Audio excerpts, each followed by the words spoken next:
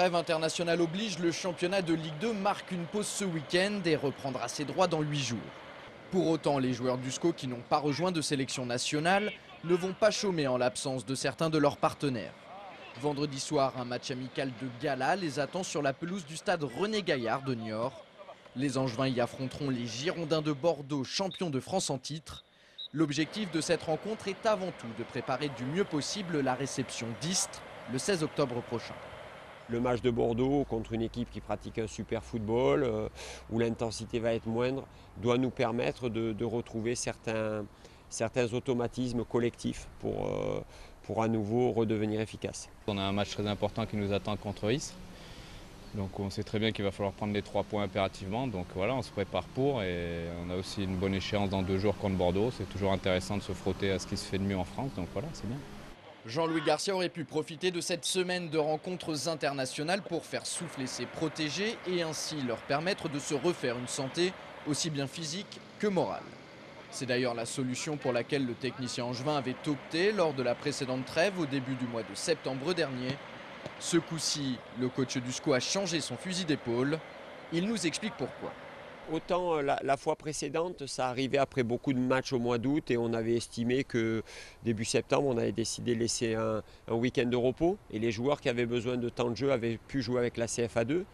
Autant là, compte tenu de notre forme actuelle, il était important de jouer. En plus, c'est un match amical vraiment très intéressant pour tout le monde.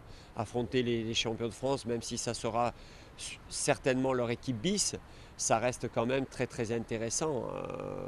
C'est vraiment une bonne séance de travail. En parlant de séance de travail, le coach du SCO a dû faire appel cette semaine à plusieurs jeunes qui évoluent habituellement avec l'équipe de CFA2 pour travailler dans de bonnes conditions lors des entraînements.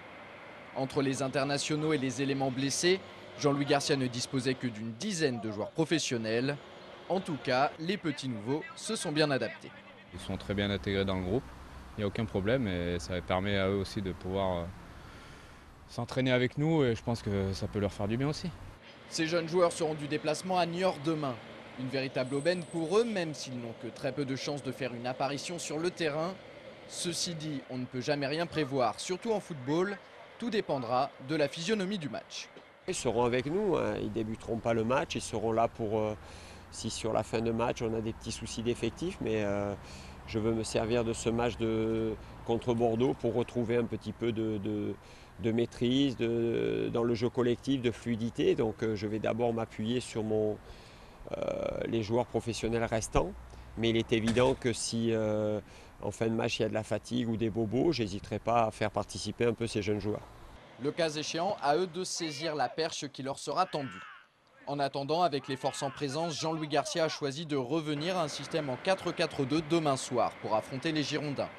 Voilà l'équipe qui débutera la rencontre. Dans les buts, Jean-Daniel Padovani remplace Kevin Olympa. En défense, un changement par rapport au match de Strasbourg. Malik Couturier évoluera aux côtés de Thomas Mieniel dans l'axe central. Au milieu, Olivier Auriac et Prince Onyangé seront associés à la récupération.